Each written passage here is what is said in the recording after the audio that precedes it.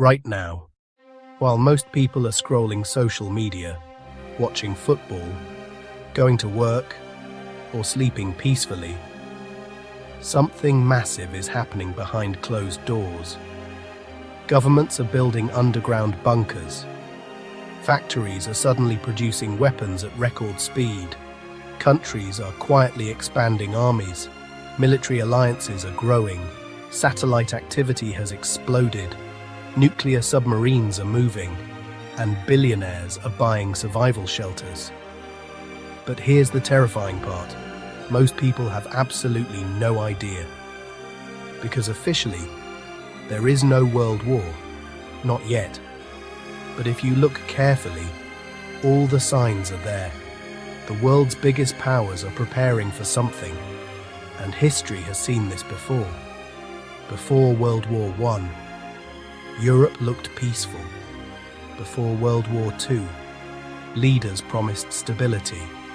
Before every major conflict in history, people believed war was impossible, until suddenly, it wasn't. Tonight, we're uncovering the hidden preparations, the military buildups, the secret alliances, the economic shifts, the technologies, the fear, and the question nobody wants to ask. Are countries secretly preparing for another global war? Because once you see the evidence, you may never look at the world the same way again.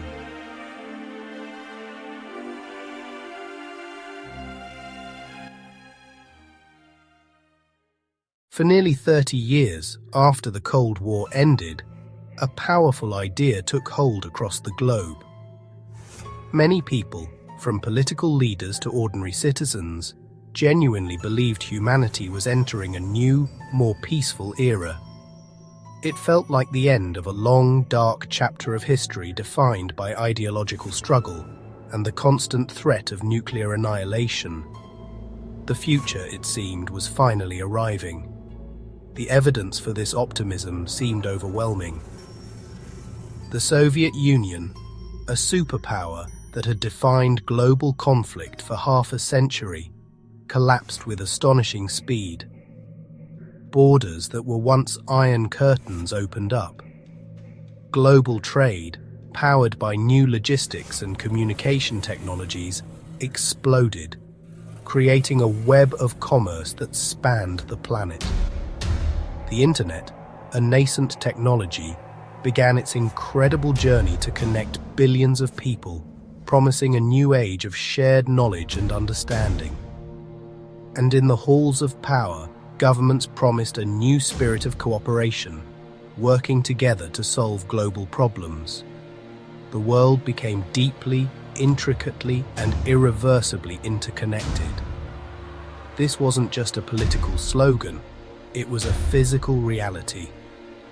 Countries became profoundly dependent on each other for the very building blocks of modern life, for the energy that powered their cities and industries, for the food that fed their populations, for the advanced technology that drove their economies, and for the constant flow of money that fueled global finance. In this new world order, a major war between great powers seemed not just unlikely, but fundamentally irrational. The economic cost of disrupting this delicate global system was seen as too high. The physical danger, in a world still armed with nuclear weapons, was too great. The logic of the marketplace had, it was hoped, finally triumphed over the logic of the battlefield. But slowly, almost imperceptibly at first, that comforting illusion started to break apart. The threads of the interconnected world began to fray. It wasn't one single event, but a relentless cascade of shocks. One crisis after another, each exposing a new vulnerability in the global system. The 2008 financial collapse revealed how interconnectedness could spread disaster just as easily as prosperity. The rise of global terrorism showed that non-state actors could challenge the world's most powerful nations. The dawn of cyber warfare created a new, invisible battlefield with no clear rules. A global pandemic brought the world to a standstill, shattering supply chains and revealing the fragility of our just-in-time economy. Energy shortages triggered price spikes and political instability. Proxy wars flared up in strategic regions, and all the while, a quiet but steady drumbeat grew louder. The growing tensions between the world's superpowers. Then came the major turning point, the moment when the post-Cold War dream officially died, the return of great power competition, the United States, the established global power, China, the rising economic and military giant, and Russia, reasserting its influence with a formidable military. Three giant powers, each with its own vision for the world, all competing for influence, for resources, for technological supremacy, and for strategic advantage. And this is where history shows us something deeply dangerous. The ancient Greek historian Thucydides observed that it was the rise of Athens, and the fear this instilled in Sparta, that made war inevitable. This dynamic, now known as the Thucydides trap, has repeated itself throughout history. When a rising power challenges an existing power, the risk of conflict escalates dramatically. And around the world, the physical preparations began to accelerate. China rapidly expanded its navy, aiming to project power far beyond its shores. Russia invested heavily in modernizing its nuclear weapons and developing new hypersonic missiles. America shifted its strategic focus, increasing deployments to the Pacific. In Europe, after decades of peace, nations began to rearm. NATO expanded, reinforcing its eastern border. And in Asia, countries from Japan to Australia strengthened their alliances, hedging against uncertainty. And suddenly, a vocabulary that had faded after the Cold War returned to the headlines. Words like deterrence, missile defense, and strategic readiness were no longer relics of the past. They were urgent priorities for the present. The world wasn't becoming calmer or more integrated. It was becoming more divided, more tense, and more dangerous. And beneath the public speeches about diplomacy and peace, a different reality was taking shape. In secret, military planners, intelligence agencies, and government strategists were preparing for worst-case scenarios. Because in the high-stakes world of international relations, governments do not prepare for the world they want. They prepare for the world they fear. They prepare for what they believe could happen if diplomacy fails, if deterrence breaks down, and if the unthinkable becomes reality. This raises a terrifying question. What if the next world war isn't something that suddenly begins with a bang, an invasion, or a declaration? What if, in the shadows of cyberspace, in the boardrooms of global finance, and in the quiet planning of military commands, it has already started silently? One of the clearest, most unsettling warning signs in history is massive military expansion. It's a signal that the perceived risk of conflict is rising and that nations are preparing for a future they hope to avoid but can no longer ignore. And right now, that expansion is happening everywhere, on a scale not seen in generations. From the world's superpowers to regional players, a silent global rearmament is underway. The United States, for its part, spends more on defense than the next 10 countries combined. Its military footprint is global. Aircraft carriers, floating cities of power, patrol strategic oceans from the South China Sea to the Persian Gulf. The next generation of advanced stealth bombers, designed to be virtually invisible to enemy radar, are being upgraded and deployed. In the race for technological supremacy, hypersonic weapons programs are accelerating, developing missiles that can travel at over 5 times the speed of sound, rendering traditional defenses obsolete. Behind the scenes, military planners and strategists are increasingly focused on a chilling reality, preparing for high-intensity conflict with a peer or near-peer adversary.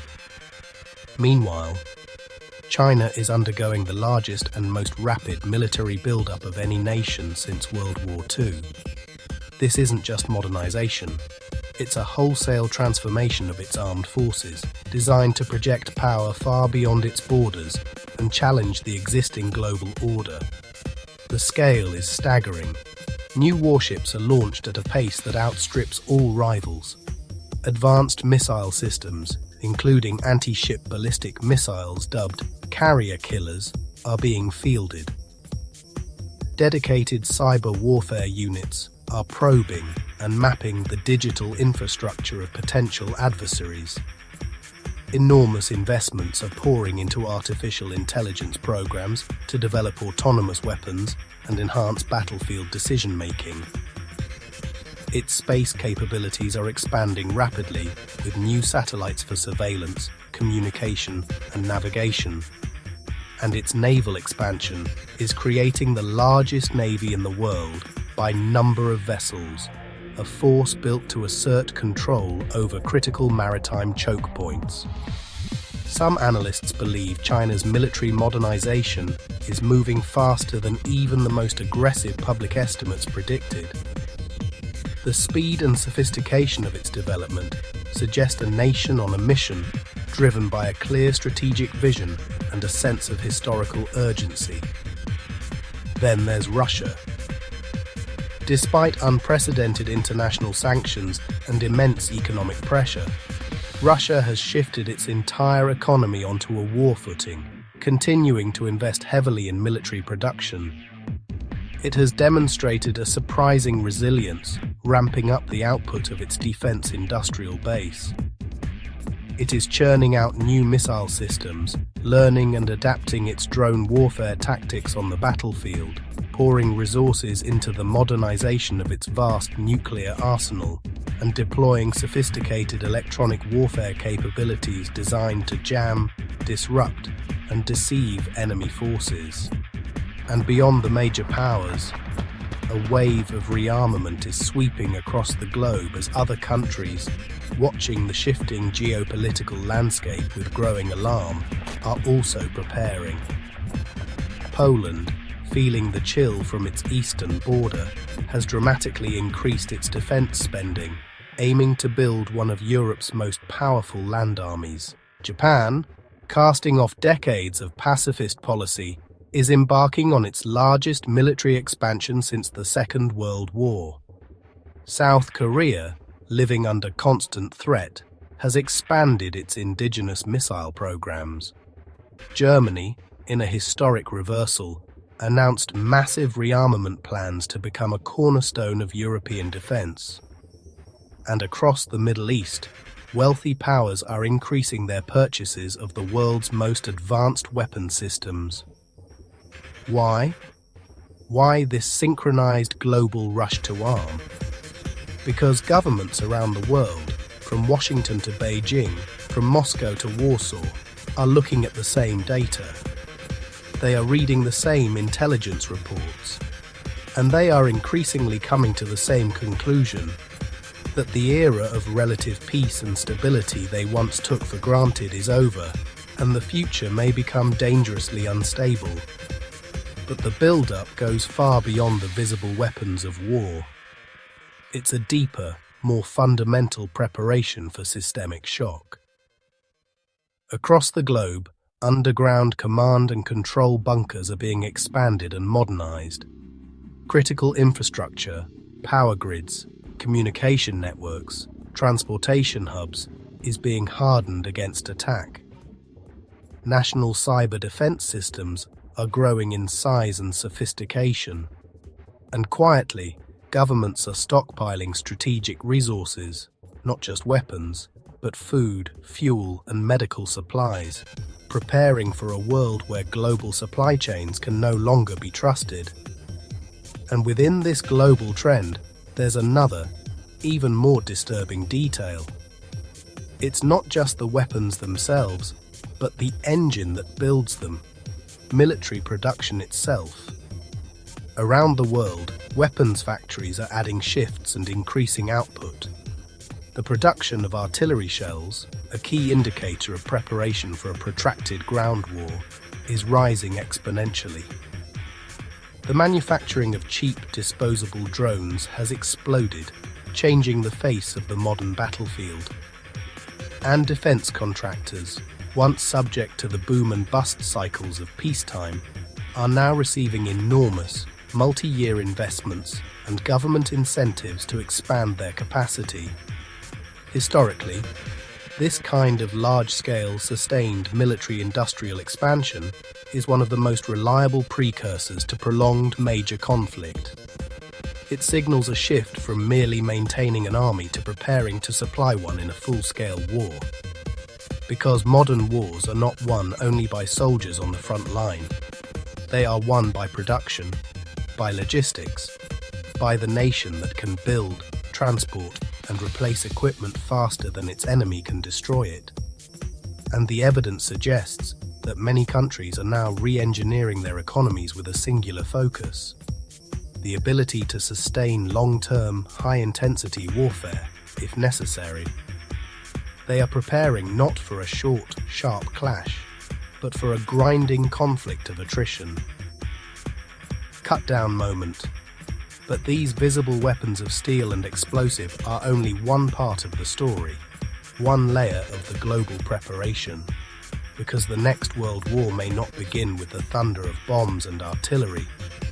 It may begin with silence, with a flicker of a screen, with something utterly invisible that has already begun. Imagine waking up tomorrow. The sun rises, the world outside your window looks the same, but something is profoundly wrong. You reach for your phone, but the screen is dead, the Wi-Fi is gone. You try the television, but it's just static. A strange, unnerving silence has fallen over the digital world we take for granted.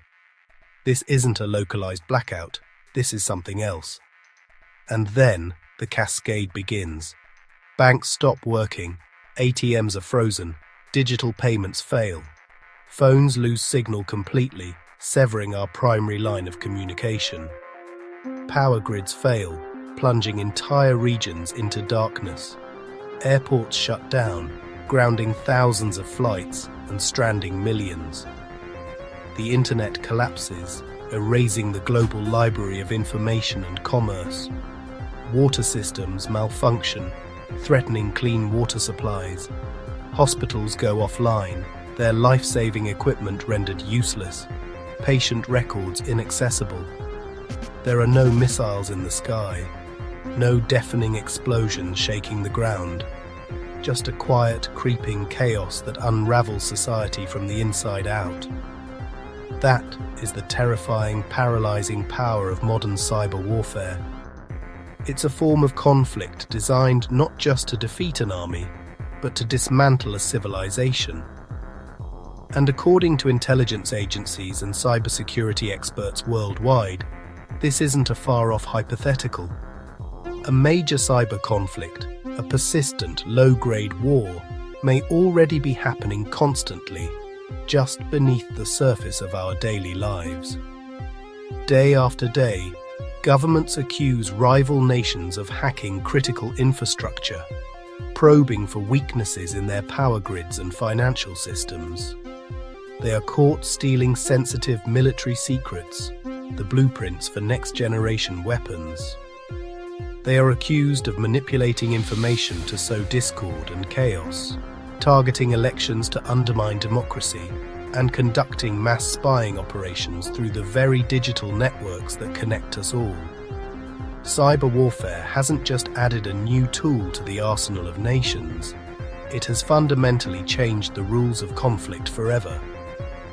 The very definition of a battlefield has expanded from land, sea, and air to include the invisible realm of cyberspace.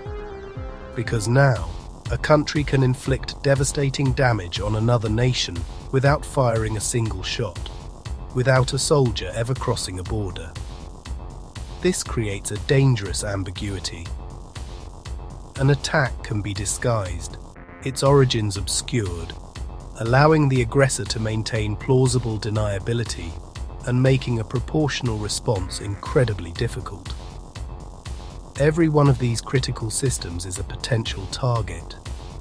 Our electricity, which powers everything, our transportation networks, which move people and goods, our banking systems, the lifeblood of the economy, our healthcare infrastructure, which saves lives, our communications networks, the fabric of modern society, and our defense networks, which protect the nation itself. Modern civilization is a system of systems, a complex architecture built upon a foundation of digital code. Our prosperity, our security, and our very way of life depend on these interconnected digital systems functioning flawlessly. And that total dependence creates a single catastrophic point of failure, a dangerous weakness that adversaries are actively seeking to exploit.